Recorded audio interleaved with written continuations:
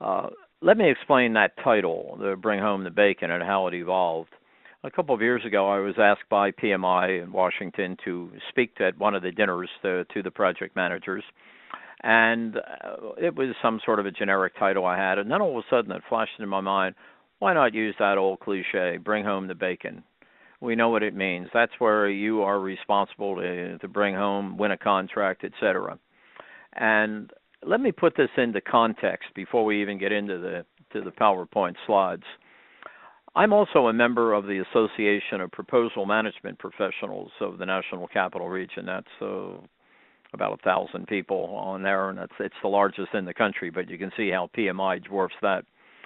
And I'm not a proposal writer, nor, of course, as I said, am I a project manager. But being an orals coach, a speech coach, and in both organizations, I sort of can look at it from a different perspective. And one of the first things that hit me when I was in ITMPI was that the people there seemed to think that if they wrote a proposal that made the cut, that was time for a victory party. And I had this quaint idea that there was no victory party due until a contract was signed. And that was up to the project managers, the orals team, to bring home the bacon. And I find a very, very receptive audience when I'm in conversation with project managers to this. But I really don't seem to be able to get across to the people in the proposal management field that. I spoke at the International Conference of ITMPI a couple of years ago in Orlando, and there were 25 breakout sessions. 24 of them consisted of how to write better proposals. Mine was called Tear Down That Wall, and I was stipulating that there was a wall between proposal writers and project managers that should be torn down. And I had a fairly good attendance, but I don't think I really sold people on that idea. Maybe I have to pick up my own persuasion skills. Not all proposal writers are like this. I have a very good friend who's a proposal writer for a very large company here in the Washington area, and he writes proposals all the time, and he said it always bothers him that he doesn't know for whom he is writing. He'd like to know who that project manager was so he could, in effect, get his ideas, his or her ideas, be able to write in their voice.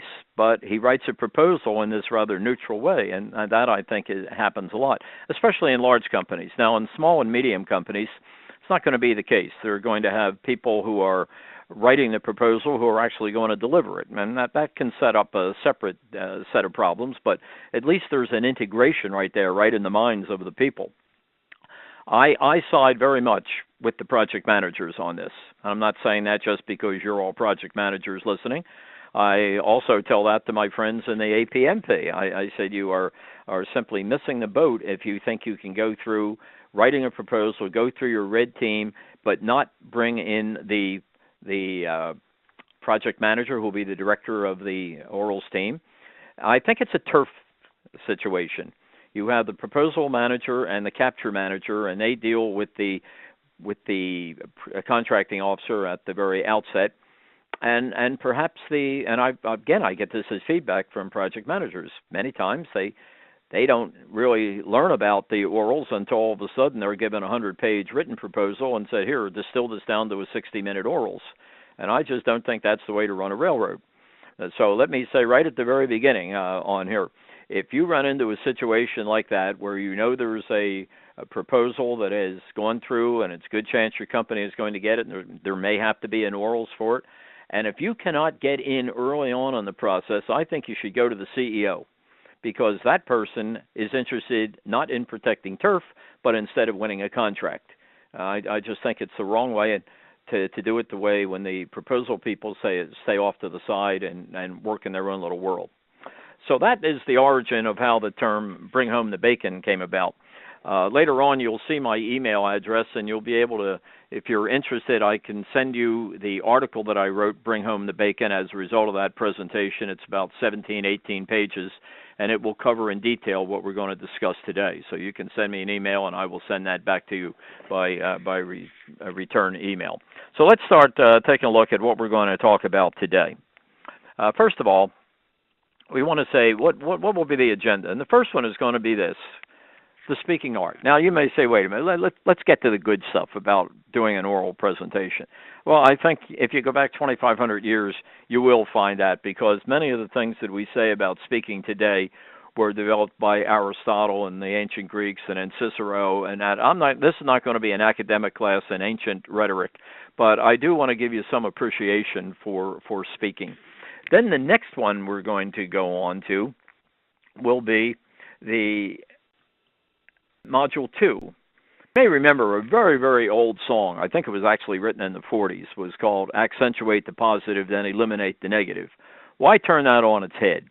I don't think that you can become a good speaker, no matter how many tips and techniques I or anyone else provides to you, until you eliminate some of those negative aspects on body language and voice that really, I think, are impediments, and they could be called potholes on the road to communication. And you've got to eliminate those. And then after we've gone through that, and I'll show you how to do that, give you a tip, it would be like, let's cut back on the uhs and your no's. Nothing can turn an audience off more than repetition of those words. And then we will look at some of the positive things you can do, some of these rhetorical devices that are used and is used by speakers and can be brought into an oral presentation very easily. And then the third module, which we'll spend most of the time on, will be this: how you can win an oral presentation by blending your technical knowledge with these techniques that I brought up. Now, I differ from, I think, many in the field of speech coaching who try to make their attendees and their workshops be world champion public speakers. If that happens, great. But my concern is that you're able to bring your technical knowledge to the fore, because that's what your client, especially the government, wants. And I'm going to be talking, for the most part today, on winning government contracts. It's a very lucrative market, and it differs quite a bit in the way you would go about with a private sector customer. But to paraphrase the old Frank Sinatra song, if you can sell to the government, you can sell to anyone, because the government puts all sorts of obstacles in the way. So we'll look at doing that. And if you then become a great speaker, I had one fellow in a seminar I did many years ago, and his boss wrote me a letter, and he said, you not only made him a much different person, he said, you changed his personality. The fellow went on to win a couple of state championships with Toastmaster, but before that, he was very much of a Casper milquetoast, very, very shy and introverted person. So I didn't do anything except show him a few techniques that could bring his true personality out, instead of that innate shyness that he seemed to have. So we'll see. First of all, let's take a look here on this, what I mean by the art of speaking. Now, the grandfather, the godfather, whatever we want to call him, of public speaking, we go back 2,500 years, and it's Aristotle. And there were others who taught public speaking. There were a group called sophists, and we know that the term sophistry is not a complimentary term. They were itinerant teachers of public speaking. And a lot of them were pretty well manipulative, and that's why a lot of the classic scholars, like Plato, did not like them at all. Aristotle was a little bit more realistic than his mentor Plato, and he felt that speaking and persuasion was part of the human condition, and it could be applied to anything, and it did not have to be manipulative. It could be very ethical. And Aristotle was really, as I say, the person who developed the skill of public speaking in his book. These are two of my favorite quotes from Aristotle. Look at that first one. You want to put your audience in the right frame of mind. After reading that, a teenager may say, duh, of course. And having spoken to many, many audiences when I was in government, I was debating and defending very controversial foreign policy issues.